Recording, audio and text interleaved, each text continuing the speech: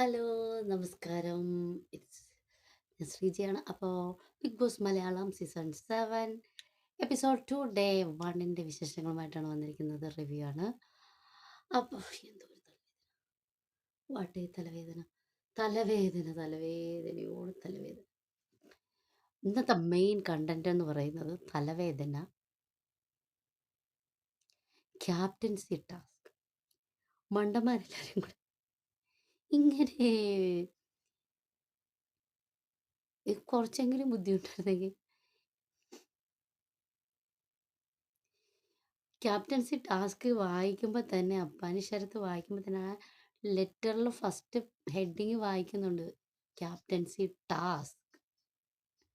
ഇത് ക്യാപ്റ്റൻസി ടാസ്കിന് വേണ്ടിയിട്ടുള്ളതാണെന്ന് പറഞ്ഞ് വായിച്ചിട്ടാണ് താഴേക്ക് വായിച്ചിട്ട് പറയുന്നത്, ക്യാപ്റ്റൻസി ടാസ്കിൽ പങ്കെടുക്കാൻ ഒരു യോഗ്യതയുമില്ലാത്ത ഹൗസിലെ മെമ്പർ ആരാന്ന് ചോദിച്ചപ്പോൾ എല്ലാ എണ്ണങ്ങളും കൂടെ എഴുന്നേറ്റ് ഒരു ഒരു 5-6 വോട്ട് നമ്മുടെ രതീഷ് എന്നാ വരിക. രതീഷിൻ്റെ മിനി വേർഷൻ അനീഷിന് കൊടുത്തിട്ട് അനീഷിനെ അങ്ങ് പിടിച്ചിട്ട് ക്യാപ്റ്റനുമാക്കി അനീഷിനെ പതിയെ പതിയെ പൊക്കിക്കൊണ്ട് വരുന്നുണ്ട് എല്ലാവരും കൂടെ. എന്തിനാ ഇങ്ങനെ ചെയ്യുന്നതെന്ന് അവർക്കും അറിയില്ല.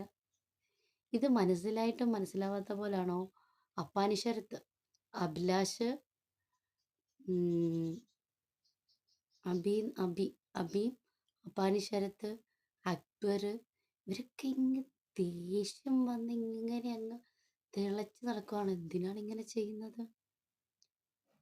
എന്നിട്ട് ഒരുത്തൻ്റെ പുറകെ നടക്കുക. പിന്നെ എല്ലാവരുടെയും വിചാരം രേണുസുധിയുടെ പുറകെ നടന്നാൽ വ്യൂസ് കിട്ടും, സപ്പോർട്ട് കിട്ടുമെന്ന് കരുതിയിട്ടാണോ എന്തോ. എന്തിനാണ് ഇങ്ങനെ രേണുവിൻ്റെ പുറകെ നടക്കുന്നതെന്ന് മനസ്സിലാവുന്നില്ല. ഷാനവാസ് അവിടെ ഇല്ല ഇവിടെ ഇല്ല എന്നുള്ള രീതിയിൽ ഷാനവാസൊക്കെ എന്തൊക്കെ പറഞ്ഞിട്ടാണ് നോമിനേറ്റ് ചെയ്യുന്നതെന്ന് പോലും അവർക്ക് തന്നെ അറിഞ്ഞൂടാ. സംസ്കാരം, കേരള സംസ്കാരം. കമൻറ്റ് സെക്ഷൻ നോക്കിയാൽ അറിയാൻ പറ്റും, ലൈവ് കമൻറ്റ് സെക്ഷനിൽ കാണാൻ പറ്റും. ഷാനവാസിൻ്റെ നോമിനേഷൻ ടൈമിൽ ഉള്ള കമൻസ് താഴെ നോക്കി അറിയാൻ പറ്റും. കേരള സംസ്കാരം. അപ്പോൾ ഓക്കെ, അങ്ങനെയാണ്. അപ്പോൾ വീണ്ടും big boss Malayalam season 7 day 1 episode 2ൻ്റെ റിവ്യൂ ആണ്. തലേ ദിവസത്തെ വിശേഷങ്ങളൊക്കെയാണ് കാണിക്കുന്നത്. എല്ലാവരും ബാൻഡിൻ്റെ പുറകെ നടക്കുന്നതാണ് കാണിക്കുന്നത്. ബാൻഡിൻ്റെ പുറകെ നടന്നിട്ട് ഈ എന്താ പറയുക, ഈ അനീഷ് ഷാനവാസിൻ്റെ പുറകെ നടക്കുകയാണ് ബാൻഡിന് വേണ്ടിയിട്ട്. എന്നിട്ട് അവസാനം ഷാനവാസ് ഈ ഒരു കാര്യം ഊരിയിട്ട് അക്ബറിന് കൊടുക്കുന്നു. അക്ബറും അനീഷും കൂടെ പുറകെ നടക്കുന്നത് ഒന്നീലിന് കൊടുക്കുന്നത്. എന്തിനാ കൊണ്ട് ഒന്നീലിന് കൊടുക്കുന്നത്? സ്വന്തം കിട്ടിയ ബാൻഡ് കൊണ്ട് കൊടുക്കുന്നു. ഇവര് അനീഷിനെ വിടുന്നേ ഉണ്ടായിരുന്നില്ല, ഷാനവാസിനെ വിടുന്നേ ഉണ്ടായിരുന്നില്ല. എനിക്ക് തലവേദനയുണ്ട് കേട്ടോ. തലവേദന ഒരു മെയിൻ പ്രശ്നം തന്നെയാണ്. അക്ബറും അനീഷും കൂടെ ഈ ഷാനവാസിനെ വിടുന്നേ ഉണ്ടായിരുന്നില്ല. പക്ഷെ അയാൾ അവസാനം ആ ബാൻഡ് ഊരിയിട്ട് നേരെ ഒനീലിന് കൊടുക്കുന്നു. അതവിടെ ശുഭം. അങ്ങനെ പിറ്റേ ദിവസം ഡേ 1 സ്റ്റാർട്ട് ചെയ്യുകയാണ്. എല്ലാവരും എഴുന്നേൽക്കാൻ ലേറ്റായിട്ട് നേരെ കാണിക്കുന്നത് നേരെ ഒരു വാണിംഗ് ആണ്. ബിഗ് ബോസിൻ്റെ വാണിംഗ്. പെർമിഷൻ അല്ലാതെ മേക്കപ്പ് സാധനം എടുത്ത് യൂസ് ചെയ്തു. എല്ലാ ലേഡീസും യൂസ് ചെയ്തു. ജെൻസിൽ നവീനും മേക്കപ്പ് അവരുടെ സാധനങ്ങൾ എല്ലായിടത്തും പൂട്ടി വെച്ചിരിക്കുകയാണ്. അപ്പോൾ അവർ പോയിട്ട് പൗഡർ റൂമിൽ പോയിട്ട് മേക്കപ്പ് സാധനങ്ങളെല്ലാം എടുത്ത് യൂസ് ചെയ്തു.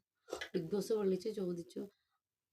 ശൈത്യ ഫസ്റ്റ് ബെഞ്ചർ വന്നിട്ട് ബിഗ് ബോസ് ഞാൻ അവരോട് പറഞ്ഞിരുന്നതാണ് എടുക്കരുതെന്ന്. എന്തുവാണ്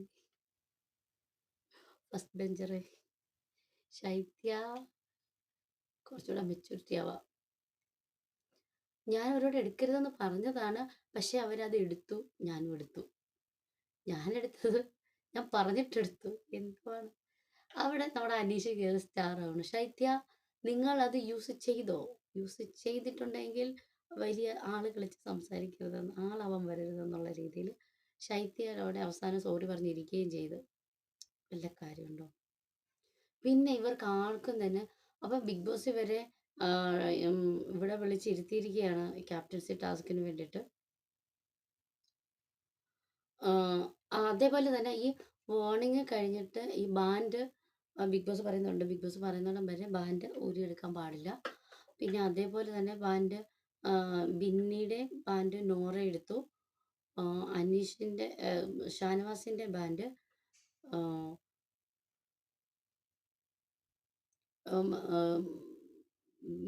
ആരാ മറ്റേ ഇവർക്കാണ് കിട്ടുന്നത് അത്. അവസാനം ബാൻഡ് ഇപ്പോൾ കയ്യിലുള്ളത് നമ്മുടെ ജസീലിനും നോറയ്ക്കും ആര്യനുമാണ്. അപ്പോൾ ബിഗ് ബോസ് പറയുന്നുണ്ട് എടുത്തവർ ബാൻഡ് കൈ കിട്ടിയവർ അത് ബിഗ് ബോസ് പറയാതെ ഇനി ആരും അത് എടുക്കാൻ പാടില്ല. പക്ഷേ ഷാനവാസും ബിന്നിയും അവരുടെ എല്ലാ സാധനങ്ങളും തിരിച്ച് സ്റ്റോർ റൂമിൽ കൊണ്ടുവയ്ക്കണം. ബാക്കിയുള്ളവർക്ക് അത് ചെക്ക് ചെയ്യാമെന്ന് പറയുന്നുണ്ട്. അങ്ങനെ ആ മീറ്റിങ്ങിന് ശേഷം ക്യാപ്റ്റൻസി ടാസ്ക്കാണ് വരുന്നത്. ക്യാപ്റ്റൻസി ടാസ്ക് എന്ന് വ്യക്തമായിട്ട് അയാൾ വായിക്കുന്നുണ്ട്. Captaincy task letter.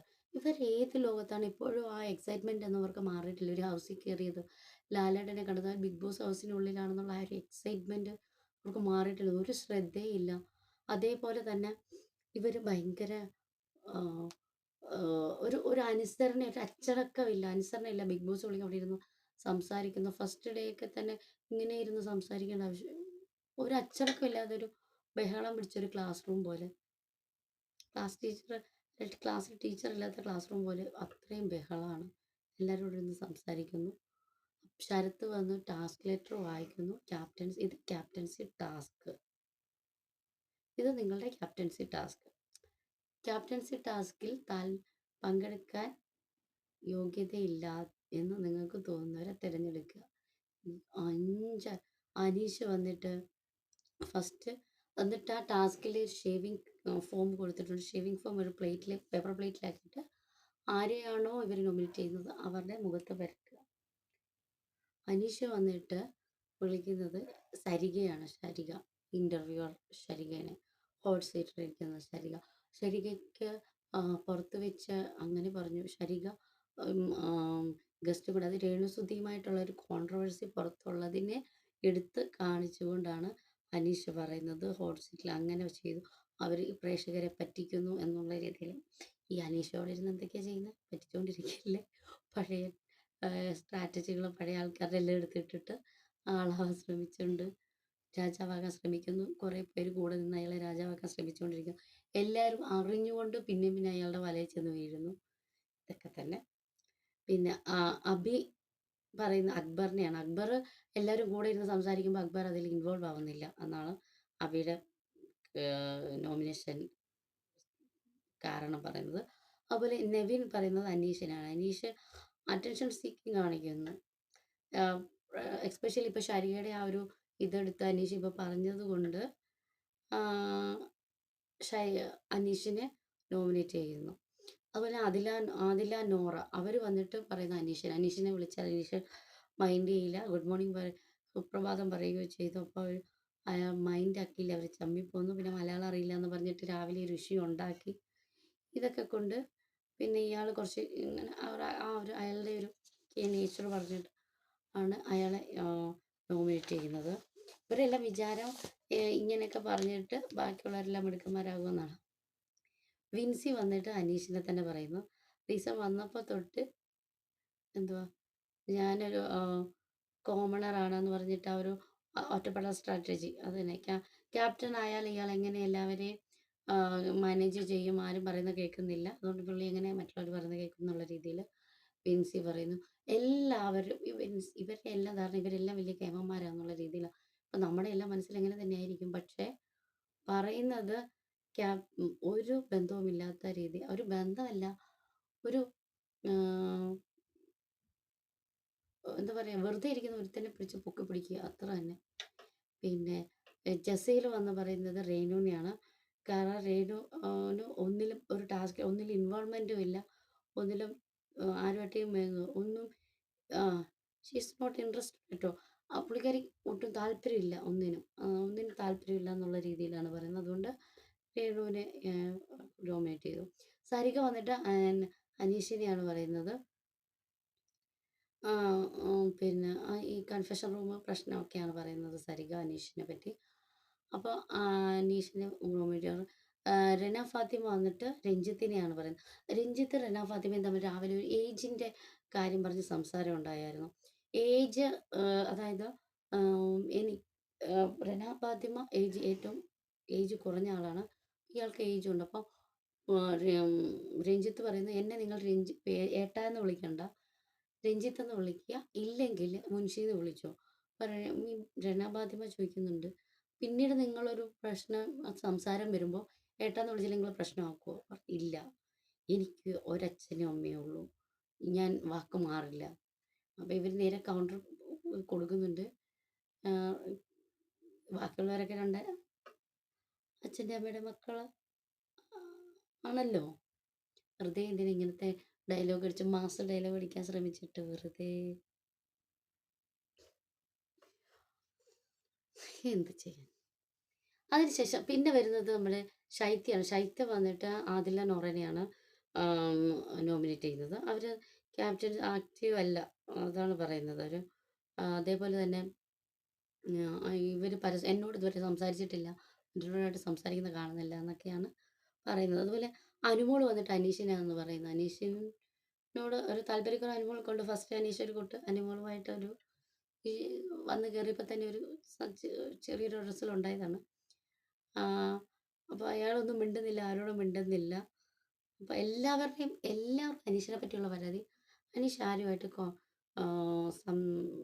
മിങ്കിളാവാൻ നിൽക്കുന്നില്ല. അനീഷ് ഒരു ഒറ്റപ്പാടുള്ള സ്ട്രാറ്റജി, അതെല്ലാവർക്കും മനസ്സിലായി. ഇയാളുടെ സ്ട്രാറ്റജി, ഇയാൾ ഗെയിമിലാണ്, ഇയാളുടെ സ്ട്രാറ്റജി ഇതാണെന്ന് എല്ലാവർക്കും മനസ്സിലായി.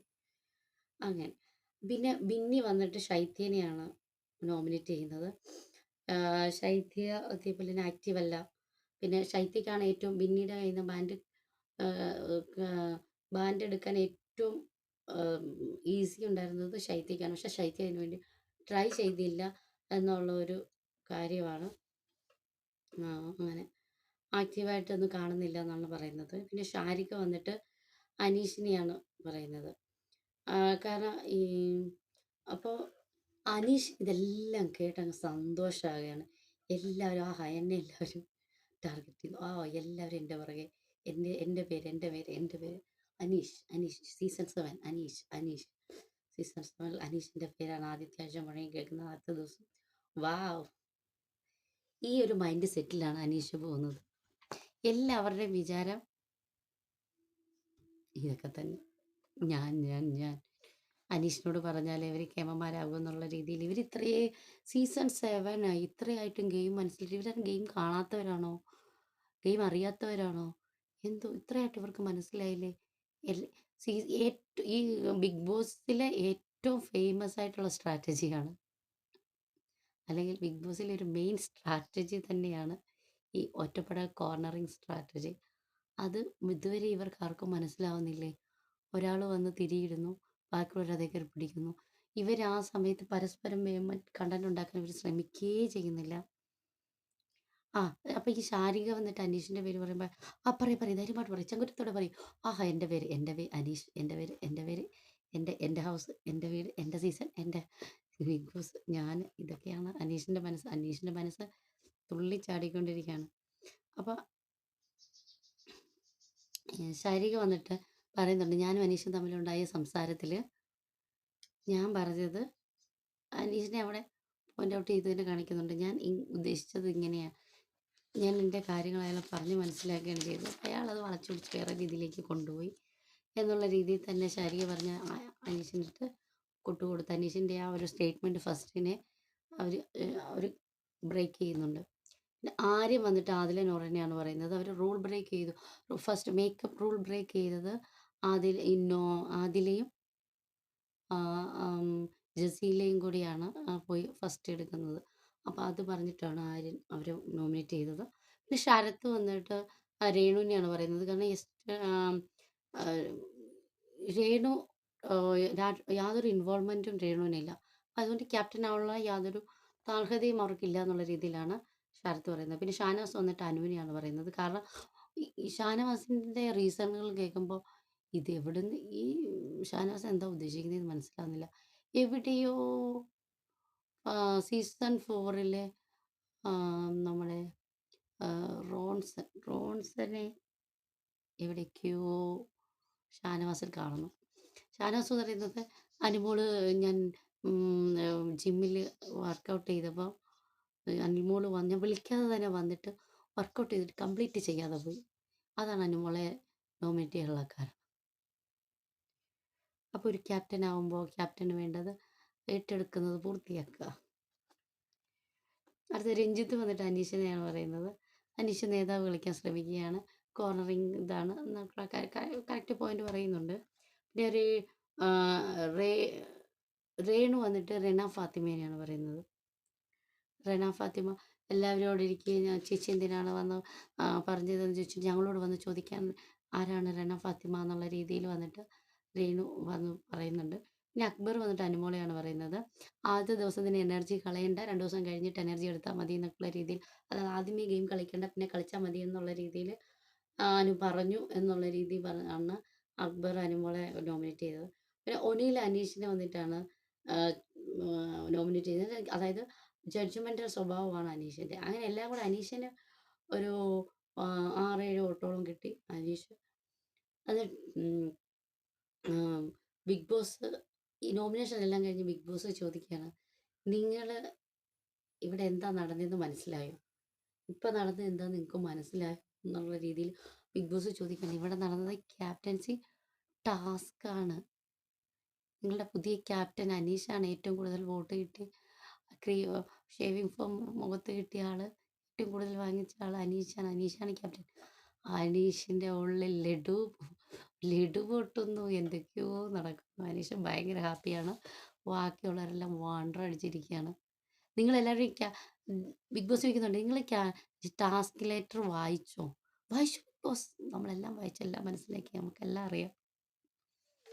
എടാ മണ്ടന്മാരെ, ഇവിടെ ക്യാപ്റ്റൻസി ടാസ്ക് ആടാ നടന്നത് എന്ന്. പോട്ടെ പോട്ടെ. ഇതാണ് ബിഗ് ബോസ് ഉദ്ദേശിച്ചത്. ഇതൊക്കെയാണ് ക്യാപ്റ്റൻസി ടാസ്കിൽ നടന്നത്. വണ്ടർ അടിച്ചു പോയി. ശരത്ത് ഇവർ പറയുന്നുണ്ട്, ശരത്ത് അനു പറയാണ് അയാളല്ലേ അടിപൊളിയല്ലേ, പുള്ളി അടിപൊളിയല്ലേ. ഇനി അങ്ങനെ പറഞ്ഞിട്ടേ കാര്യമുള്ളൂ. പുള്ളി ഇങ്ങനെ കയറിപ്പോയിട്ട് എന്തെങ്കിലും നെഗറ്റീവ് പറഞ്ഞ് വെറുതെ നെഗറ്റീവ് ആവണ്ടെന്ന് വിചാരിച്ചിട്ടായിരിക്കും അനു പതിയെ ബാക്കിലേക്കായത്. ശരത്ത് പറയുന്നുണ്ട് നമുക്ക് ആദ്യത്തെ ക്യാപ്റ്റനാണ് ഏറ്റവും പണി, നമ്മൾ ഇയാളുടെ ഓരോ കാര്യവും പോയിന്റ് ഔട്ട് ചെയ്ത് പറയണം, അപ്പം അയാളെ നെഗറ്റീവ് ആക്കണം എന്നുള്ള രീതിയിലാണ് ശരത്ത് പറയുന്നത്. സരികയും ശരത്തും അനുവൊക്കെ കൂടി സംസാരിക്കുന്നുണ്ട്. പിന്നെ അത് കഴിഞ്ഞ്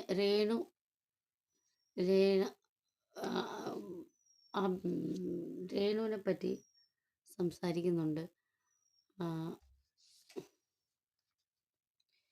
രേണു രേണയും കൂടെ സംസാരമാണ്. 2 ആഴ്ചയ്ക്കുള്ളിൽ എല്ലാവരുടെയും തനി സ്വഭാവം മനസ്സിലാവത്തുള്ളൂ. എല്ലാവരും അവരുടെ ഈ 2 വീക്സ് കഴിയുമ്പോഴെല്ലാം മനസ്സിലാവത്തുള്ളൂ ആര് എങ്ങനെയാണെന്നുള്ളത്. അതുവരെ എല്ലാവരും ഇങ്ങനെ ഫേക്കായിട്ടായിരിക്കും നിൽക്കുകയെന്ന് നമ്മുടെ റേണുവിൻ്റെ അഭിപ്രായം. അപ്പോൾ രേണ അപ്പം തന്നെ ചോദിക്കുന്നുണ്ട്, രേണ ഫാത്തിമ, അപ്പോൾ ചേച്ചിയും ഫേക്ക് അല്ലേ? 2 ആഴ്ച കഴിഞ്ഞല്ലേ ചേച്ചിയുടെ ഒറിജിനൽ പുറത്ത് വരൂ എന്ന് ചോദിച്ച് രേണുവിനോട് ചോദിക്കുന്നുണ്ട്. അപ്പോൾ റിയൽ രേണു സുധീനെ 2 ആഴ്ച കഴിഞ്ഞേ കാണാൻ പറ്റുമല്ലേ എന്നൊക്കെ അവർ ചോദിച്ച് ആക്കുന്നുണ്ട്. പിന്നെ വരുന്നത് പണിപ്പുരനെ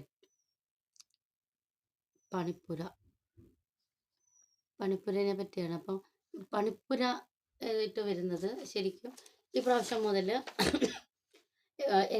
ലക്ഷറി ടാസ്ക് ഇല്ല.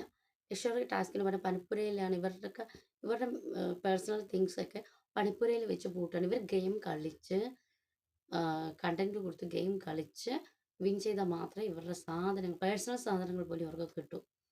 അതാണ് ഈ പ്രാവശ്യം പണിപ്പുര കൊണ്ട് ഉദ്ദേശിക്കുന്നത്. പണിപ്പുര അവർക്ക് പണി തന്നെയാണ്, 7ൻ്റെ പണി തന്നെയാണ്.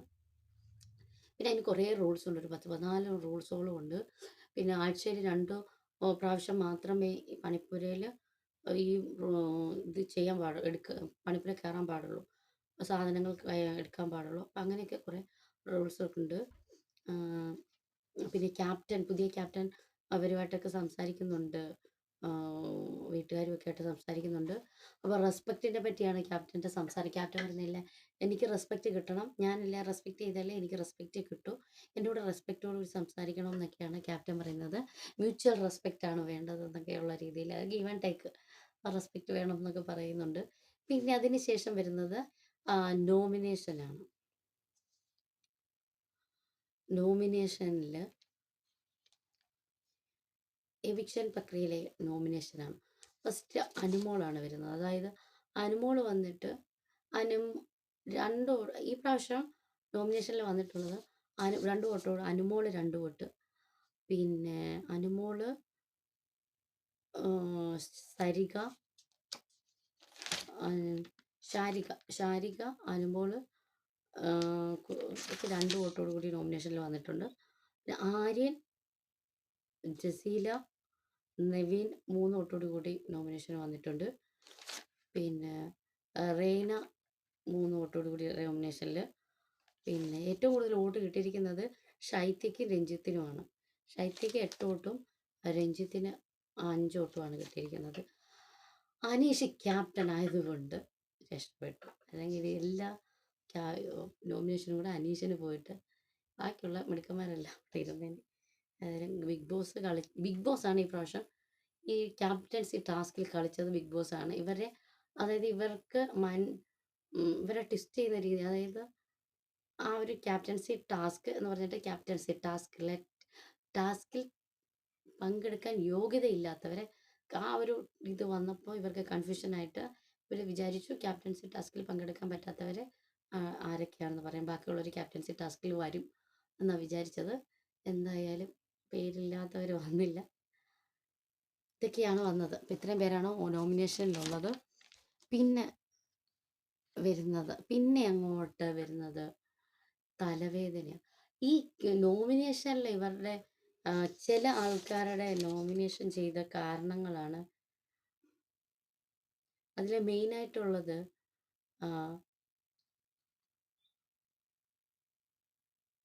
നമ്മുടെ ഷാനവാസ് എന്ത് പറഞ്ഞാണ് നോമിനേറ്റ് ചെയ്തതെന്ന് മനസ്സിലാവുന്നില്ല. ജസീലിനെ നോമിനേറ്റ് ചെയ്തതാണ്. കേരള സംസ്കാരം. ഈ ബിഗ് ബോസിൽ വന്നിട്ട് അവരുടെ ഡ്രസ്സും കാര്യങ്ങളൊക്കെ നോക്കി നടക്കാതെ ഗെയിം കളിക്കാൻ നോക്കേണ്ട ആളാണ് ഷാനവാസ്. കൺഫെഷൻ റൂമിൽ വന്നിട്ട് ഈ ജസീലയുടെ മുഖത്ത് നോക്കി പറയാനുള്ള ധൈര്യവും കൂടെ ഷാനവാസ് കാണിച്ചിരുന്നെങ്കിൽ കുറച്ചുകൂടെ നല്ലതായിരുന്നു. നിങ്ങൾ ഈ ഡ്രസ്സ് ധരിക്കുക ഒരു കണ്ടന്റ് ആയാലും ആ പേരിൽ. പക്ഷെ അതൊക്കെ സീസൺ 3 ഡിംബലും റംസാനും ഒക്കെ പറഞ്ഞു തീർത്ത കണ്ടന്റാ. പെണ്ണുങ്ങളുടെ ഡ്രസ്സിൻ്റെ പുറകെ നിൽക്കുന്നു. ഇതിനാ ഇങ്ങനെ അവരിഷ്ടമുള്ള ഡ്രസ്സ് ധരിക്കും. നമുക്കാർക്കും ഒരു പ്രശ്നം തോന്നി, എനിക്കൊരു പ്രശ്നം തോന്നിയിട്ടില്ല, കാണുന്നവർക്കും പ്രശ്നം തോന്നിയിട്ടില്ല. നല്ല ഭംഗിയുണ്ട്, അവരിടുന്ന ഡ്രസ്സൊക്കെ അവർക്ക് നല്ല ഭംഗിയുണ്ട്. ആ രീതിയിൽ പിന്നെ അവരുടെ ഇഷ്ടമാണ് അവരേത് ഡ്രസ്സ് ധരിക്കുക എന്നുള്ളത്. ഷാനവാസിന് ഇഷ്ടപ്പെട്ട ഡ്രസ്സ് ഷാനവാസ് ധരിക്കുന്നത്. ഇപ്പോൾ എനിക്കോ മറ്റുള്ളവർക്കോ ഇഷ്ടമില്ല, ഇയാൾ ധരിക്കുന്ന ഡ്രസ്സ് ഇഷ്ടമല്ലെന്ന് പറഞ്ഞാൽ ഇയാളത് മാറ്റാൻ പോകുന്നില്ല. അയാളുടെ ഇഷ്ടത്തിനല്ലേ ഡ്രസ്സ് ധരിക്കുക. ഈ ഡ്രസ്സ് എന്നൊക്കെ പറഞ്ഞ് വെറുതെ ചെറുതാവാൻ നിൽക്കേണ്ട ആവശ്യമുണ്ടോ ഷാനവാസ്? ഇതൊക്കെയാണ് അതായിരുന്നു ഇന്നത്തെ സംസ്കാരപരമായിട്ടുള്ള നോമിനേഷൻ. പിന്നെ അങ്ങോട്ടൊരു തലവേദന തുടങ്ങിയിട്ട് വാട്ടി തലവേദന. എനിക്ക് തലവേദന എടുക്കുന്നു. രേണുവിൻ്റെ തലവേദന. ഇവരെല്ലാവരും കൂടെ വെറുതെ ഇരിക്കുന്ന രേണുവിൻ്റെ പുറകെ പോയിട്ട് രേണു വെറുതെ ഇരുന്ന് കൊടുത്തിട്ട് രേണുവിനെ പിടിച്ച് കണ്ടന്റ് ഉണ്ടാക്കുന്നു. രേണു സെൻസേഷണൽ ആയതുകൊണ്ട് രേണുവിനെ പിടിച്ചാൽ ഇവർക്ക് കുറച്ച് പുറത്ത് പോസിറ്റീവ് ആകാമെന്ന് ധരിച്ചിട്ടാണോ എന്തോ ഒരു കാര്യവുമില്ലാതെ അപ്പാനി ശരത്ത്, അബി, പിന്നെ രേണുവിൻ്റെ പുറകെ പോയി തരാം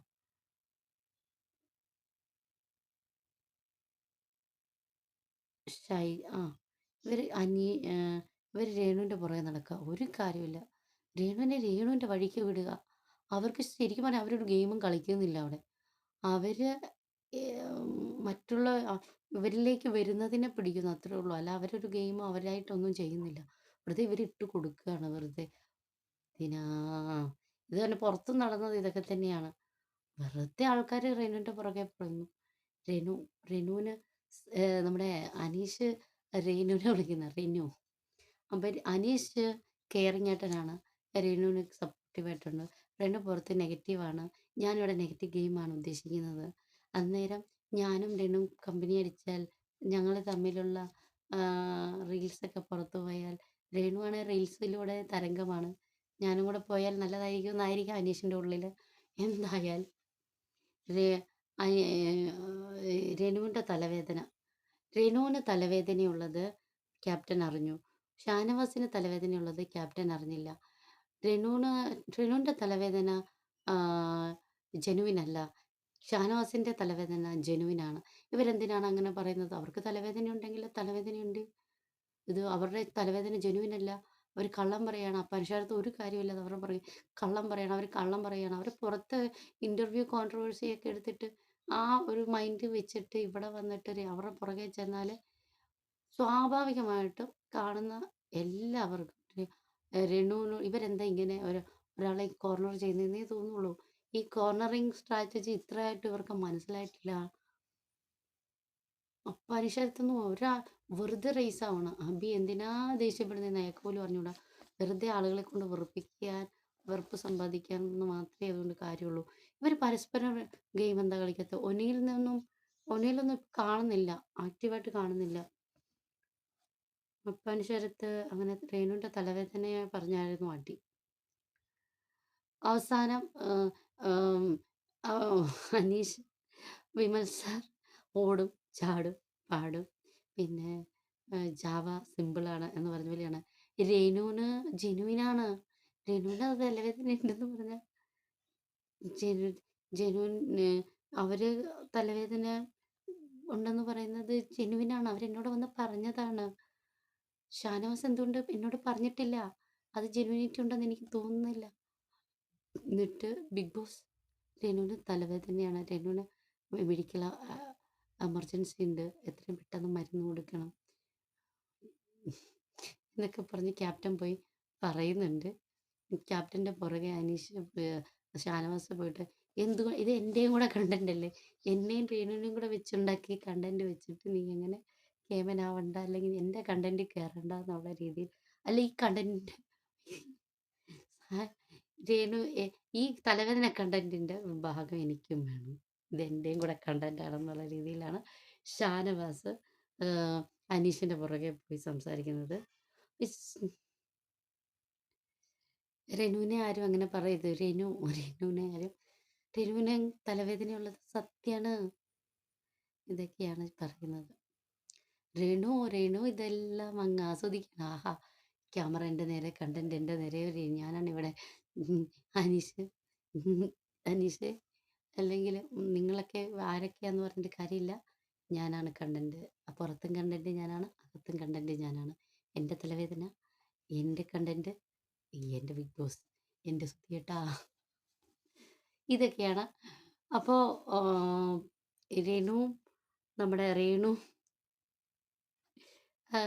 വിൻസിയും കൂടെയാന്ന് തോന്നുന്നു സംസാരിക്കുന്നത്. അപ്പം എല്ലാവർക്കും രേണുവിനെ 100 പേര് പറഞ്ഞാലും 100 പേര് കോർണർ ചെയ്താലും എത്ര ആൾക്കാർ കുറ്റം പറഞ്ഞാലും രേണുവിന് ഒരു കുഴപ്പമില്ല. രേണു പുഷ്പയാണ്.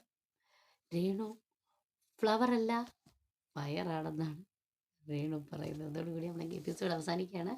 കൂടുതൽ ലൈവ് അപ്ഡേഷനും കൂടുതൽ വിശേഷങ്ങളുമായിട്ട് വീണ്ടും വരും. കാണുക, സപ്പോർട്ട് ചെയ്യുക, ലൈക്ക് ചെയ്യുക, ഷെയർ ചെയ്യുക, നിങ്ങളുടെ അഭിപ്രായങ്ങൾ കമൻറ്റ് ചെയ്യുക.